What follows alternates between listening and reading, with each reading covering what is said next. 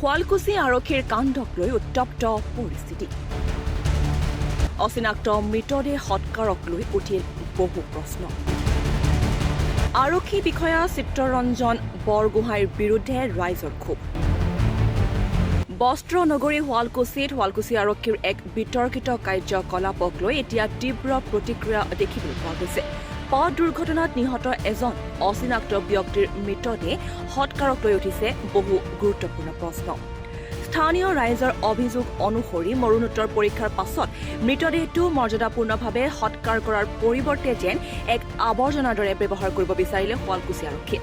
আৰক্ষী বিষয়া চিত্ৰৰঞ্জন বৰগোহাঁইৰ নেতৃত্বত চলি থকা থানাখনৰ এই কাণ্ডই এতিয়া চকু কপালত তুলিছে সচেতন মহলৰ। এই ঘটনাটো কালি সন্ধিয়া প্ৰায় 6মান বজাত শুৱালকুছি বালিচৰত এক গোপন অভিযানৰ দৰে মৃতদেহটো পুতিবলৈ চেষ্টা চলাইছিল শুৱালকুছি আৰক্ষীয়ে। অভিযোগ মতে সমগ্ৰ ঘটনাটোত উপস্থিত নাছিল শুৱালকুছি আৰক্ষী থানাৰ ভাৰপ্ৰাপ্ত আৰক্ষী বিষয়া চিত্ৰৰঞ্জন বৰগোহাঁই। তেওঁৰ অনুপস্থিত কেৱল 2জন হোমগাৰ্ড আৰু এজন গাড়ী চালকৰ জৰিয়তে এই গোপন দায়িত্ব সমাধান কৰিব বিচাৰিছিল।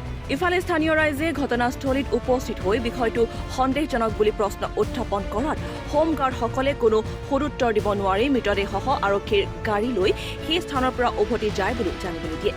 আনহাতে শুৱালকুছি এখন হিন্দু প্ৰধান এলেকা হোৱাৰ পিছতো বালিচৰৰ দৰে মুকলি স্থানত মৃতদেহ পুতিবলৈ চেষ্টা কৰা ঘটনাই স্থানীয় লোকৰ মাজত তীব্ৰ ক্ষোভৰ সৃষ্টি কৰিছে। মানে ঘটনাটো হ'ল কি, প্ৰায় 6:30মান বজাত আৰক্ষীৰ এখন গাড়ী, তাৰ লগত এখন আপোনাৰ JCB আহিছে আৰু লগত এখন ডেড বডি কেৰি কৰা গাড়ী এখন আহিছে। আমি ৰাইজৰ মানুহখিনি ইয়াতে ৰৈ আছিলোঁ। ৰৈ থাকোঁতে হঠাৎ আমি এনেকুৱা মানে গাড়ীকেইখনমান দেখি আমাৰ সন্দেহ হ'ল কিহৰ কাৰণে বা আহিছে। তাৰপিছত আমি যেতিয়া আমাৰ বালিচৰলৈকে গ'লোঁ তেতিয়া আমি দেখিছোঁ কি এটা অচিনাকি মৃতদেহ, যাৰ কোনো গাৰ্জেন নাই বুলি আৰক্ষীয়ে আমাক কৈছে। সেই মৃতদেহটো আমাৰ শুৱালকুছি বালিচৰত তেওঁলোকে পুতিব আহিছে। তেতিয়া আমাৰ ৰাইজৰ মানুহ যায় আপোনাৰ সোধ-পোছ কৰাত তেওঁলোকে কৈছে কি বোলে কোনো গাৰ্জেন ওলোৱা নাই, সেইকাৰণে আমি মৃতদেহটো পুতিব ওলাইছোঁ। তেতিয়া আমি ক'লোঁ যিহেতু এইখন হিন্দু মেজৰিটি গাঁও আৰু ইয়াত কোনো নন মুছলিম আছে, সকলোবিলাক মুছলিমৰ কোনো মুছলিম নাথাকে, চ' আমাৰ ইয়াত পুতা নহয়। যদি আপোনালোকে ইচ্ছা কৰে তেনেহ'লে আমাৰ ইয়াত শ্মশান বহুকেইখন আছে, আপোনালোকে তাতে পুৰিব পাৰে। পিছত এতিয়া আৰক্ষীৰ লগত আমাৰ কথোপকথন হ'ল। যেতিয়া গোটেইখিনি ৰাইজ আপোনালোকৰ গোটেইখিনি উঠি গ'ল তেতিয়া আৰক্ষীয়ে কৈছে কি আমি এতিয়া বৰ্তমান একো নকৰোঁ, ডেড বডিটো আমি পুলিচ ষ্টেচনলৈকে লৈ যাম। এতিয়া আমি শুনিব পোৱা মতে দি তেওঁলোকে পইচাৰ কাৰণে মানে ডেড বডিটো ইয়াত পুতিব আহিছে, কাৰণ 12,000 টকামান লাগে বোলে।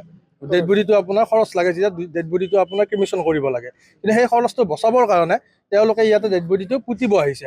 কোনো ৰাইজক নুসুধাকৈ, কোনো নাগৰিকক তেওঁলোকে একো সোধা নাই, সোধ-পোছ নকৰাকৈ চোৰৰ দৰে তেওঁলোকে 2জনমান কনিষ্টেবল লৈ তাতে OC নাই, OC পলাইছে আন্ধাৰৰ সুযোগ লৈ। আন্ধাৰৰ সুযোগ লৈ কাৰো পাৰ্মিশ্যনো লোৱা নাই। ইয়াত ৰাইজৰ সভাপতিও আছে, তেওঁলোকেও সোধা নাই।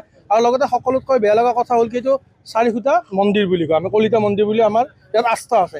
ইয়াৰ মাজেৰে আমি ডেড বডি কেতিয়াও নানো, কিন্তু তেওঁলোকে আপোনাৰ ইয়াৰ মাজেদি ডেড বডিটো যেতিয়া নিছে আমাৰ অলপমান ধৰ্মীয় আস্থাত হানি হৈছে। আৰু সেয়ে আমি আৰক্ষীক কৈছোঁ যে 2 নম্বৰবাৰ যাতে এনেকুৱা ঘটনা নহয়, আৰু হ'লে তেওঁলোকে আমাক অৱগত কৰাব লাগে। তাৰপিছত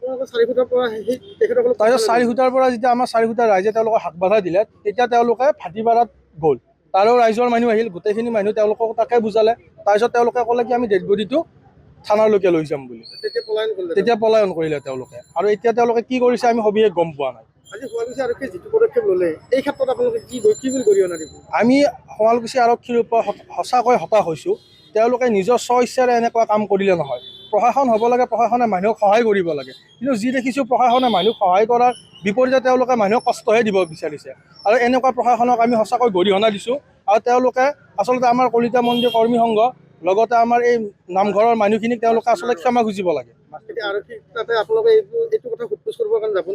আমি যাম বুলি ভাবিছোঁ আৰক্ষীৰ তাতে, আৰু চাওঁ OC মহোদয়ে আমাক কি কথা হিচাপে তেওঁলোকে নাই, কাকো সোধা নাছিল। দহন কৰা তেওঁলোকে নিশ্চয় তেওঁলোকে ভুল কৰিছে, কাৰণ তেওঁলোকে নিজৰ মই মতালিত তেওঁলোকে এইটো কাম কৰিছে। তেওঁলোকে ভাবিছে যে আমি প্ৰশাসন, আমাক কোনে ধৰিব, আৰু লগতে তেওঁলোকে ৰাতিৰ সুযোগ লৈছে। হয়, মই মতালি কৰিছে তেওঁ, আৰু এই মই মতালিৰ প্ৰশ্নৰ উত্তৰ তেওঁলোকে কিন্তু আমাক দিব লাগিব। আমি যেতিয়া পুলিচক সুধিলোঁ তেতিয়া OC নাছিল গাড়ীখনত। মাত্ৰ তেওঁলোকৰ ড্ৰাইভাৰজন আৰু দুজন কনিষ্টেবল আছিল, হোমগাৰ্ড আছিল। তেওঁলোকে প্ৰথমতে গা ফালৰি দিয়াৰ কথা কৈছে। বিষয়া লাগে, কোনো বিষয়া উপস্থিত নাছিল, মাত্ৰ হোমগাৰ্ড দুজন আছিল আৰু লগতে এজন ড্ৰাইভাৰ আছিল, চালকজন আছিল, কোনো বিষয়া উপস্থিত নাছিল। আৰু তাৰ ভিডিঅ' আমি কৰা আছে, আমাৰ তাতে আছে ভিডিঅ'খিনি।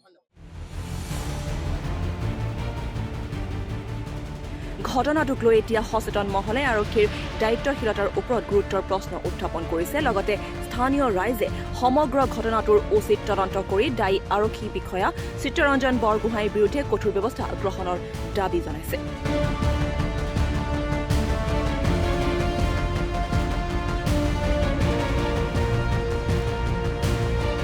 হাজোৰ পৰা মৃদুল মজুমদাৰৰ ৰিপৰ্ট, টি নিউজ।